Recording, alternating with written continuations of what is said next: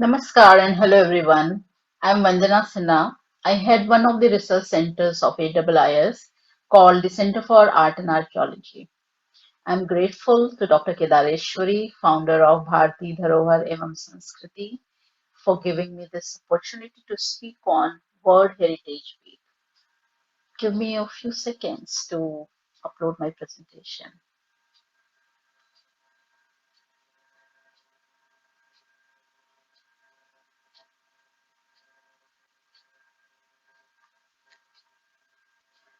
BDES, as Bharati Dharohar Evam Sanskriti Foundation is known, has been set to spread awareness about rich, tangible and intangible heritage of India through online lectures and discussions.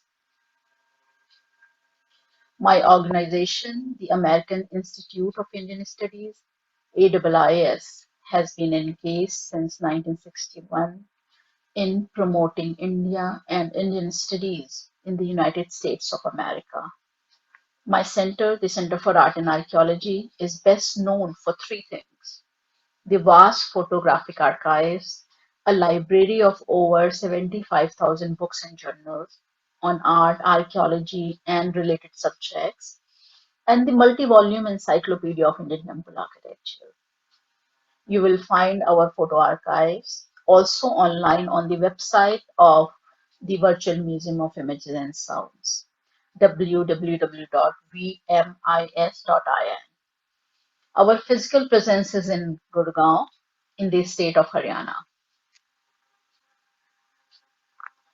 My today's presentation, Steps to Heaven, Water Structures of India, is based on a traveling exhibition on step wells and reservoirs of Western India, organized a few years ago by the Center for Art and Archaeology. We call it we called it Jal Hamara Kal, as the exhibition focused on the issue of growing water scarcity in the country and how ancient water management systems, which played a role in hydrating cities and towns in the past, are still relevant. The exhibition was curated by Dr. Kirit Mankodi, who is an authority on this subject. He is well recognized for his exhaustive work on the largest stepwell of India, Ran Ki Vav, or the Queen's Stepwell at Patan, which is also a World Heritage Site.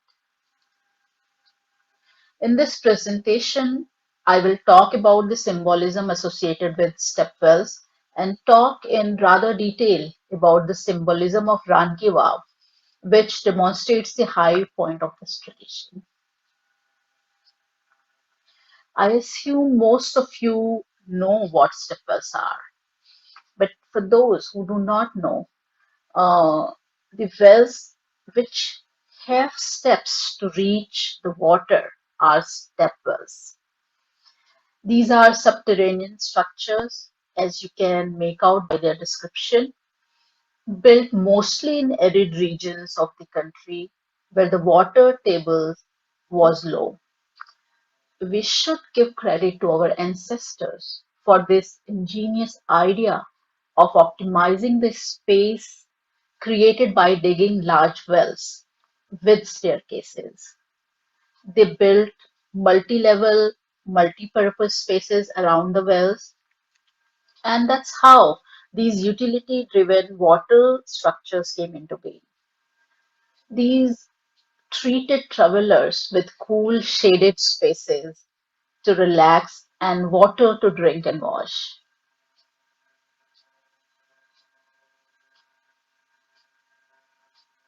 Sepals were sacred structures which connected the three worlds: heaven, Akash, earth or Dharti, and the underworld, Patal. At the same time, these were associated with water, one of the five primal elements of life, including earth, sky, air, and fire. In Hindu culture, in addition to its importance in religious and spiritual purification, water is considered the primary means of the release of the dead. It is believed that Handing over ashes of the dead to the river leads them to liberation from the cycle of birth and death.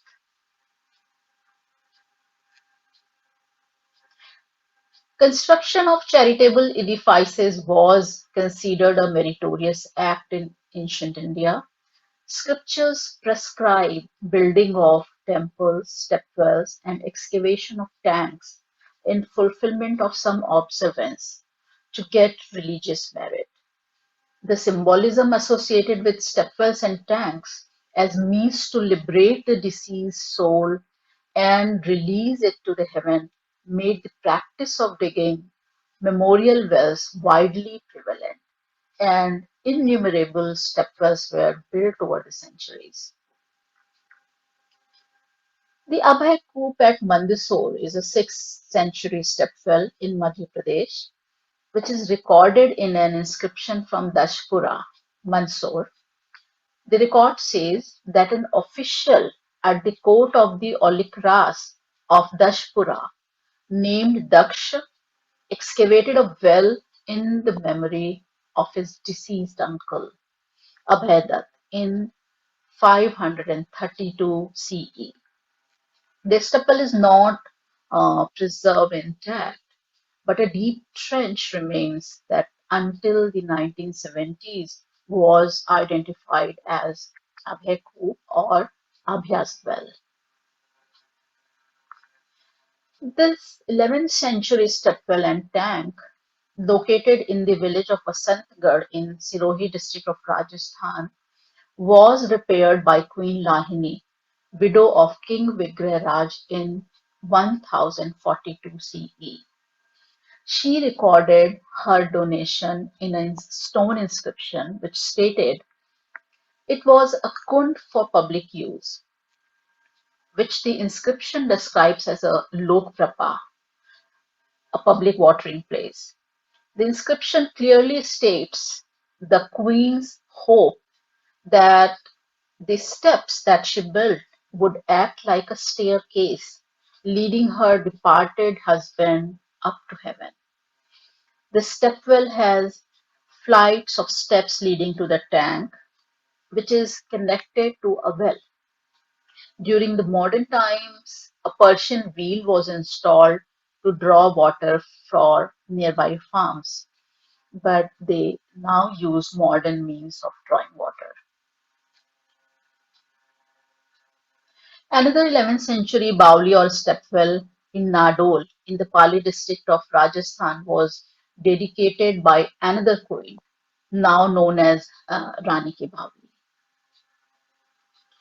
In 1065, the Solanki queen Udyamati excavated the most elaborate stepwell so far at Patan in Gujarat in memory of her husband King Bhimdev.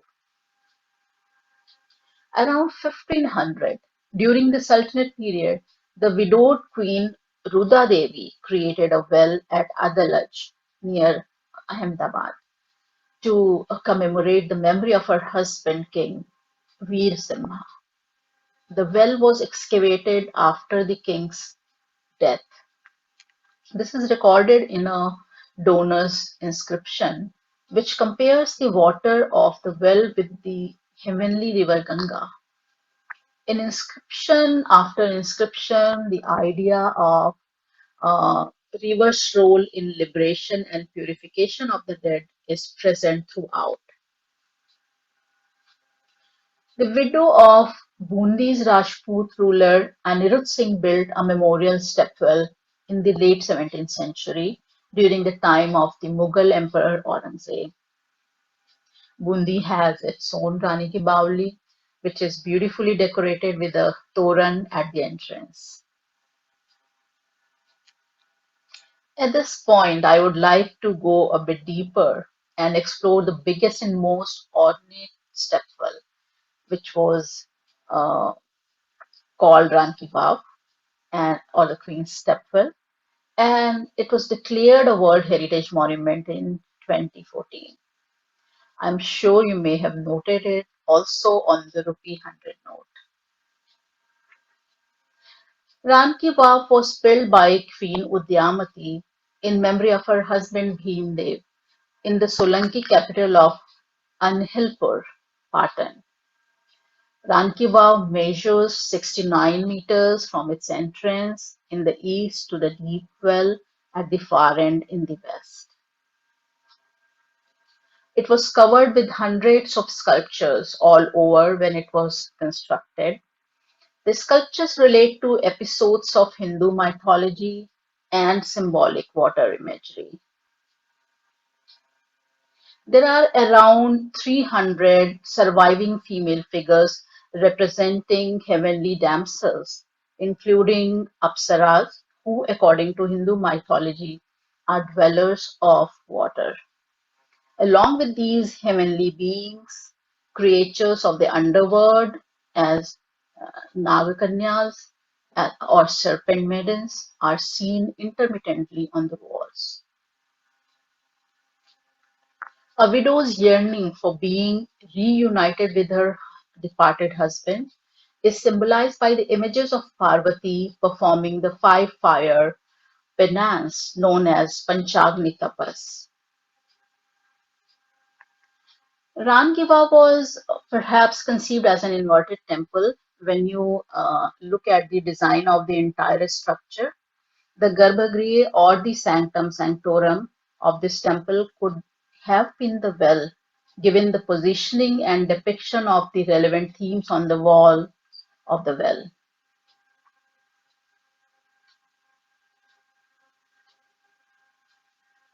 While several depictions of God Vishnu and his incarnations can be seen all over the structure, the well enshrines three images of the god sleeping on the cosmic serpent, Shesh, supposedly in the divine ocean, at three different levels. Vishnu, in his Sheshtai posture, is represented as the savior of the universe. The sculptures are discreetly placed in the center of the back wall of the well, visible from each story of the structure. Their placement was such that if the water level rose in the well, the sculptures would still be seen through the opening uh, in the well by the worshippers who would be standing at the upper levels of the staircase. Another meaningful representation which catches our attention is the row of eight vasus, which occur at the deepest level of the well, at the edge of the water, where they are portrayed folding their hands to the water below, which symbolizes the liberating heavenly river Ganga.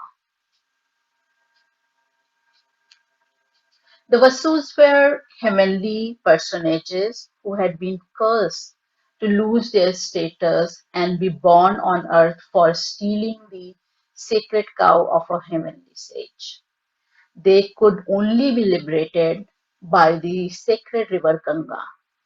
According to the epic of Mahabharata, they were born to Ganga and seven of them got their salvation because of her. But the eighth Vasu could not, and who lived as Bhishma. So depiction of Vasus at the bottom of the well reminds us that Rankiva's stepwell was Udyamati's memorial to her deceased husband Bhimdev for his release to the. After hearing about the grandeur and importance of our ancient water management structures, we find the present condition of the water bodies shocking. The presentation demonstrated that in the past, almost every big or small town was served by many stepwells, which meant that a sizable volume of water was available in earlier times. Stepwells fulfilled both practical and spiritual needs of the people for centuries. During the past few years, however, many of the stepwells and reservoirs have fallen into disuse. There is no water in them, and they are being used uh, simply as refuse dumps. there is a need that the population should be educated to value their heritage, care for them, and preserve these invaluable water bodies to continue to enjoy their privileges. Thank you.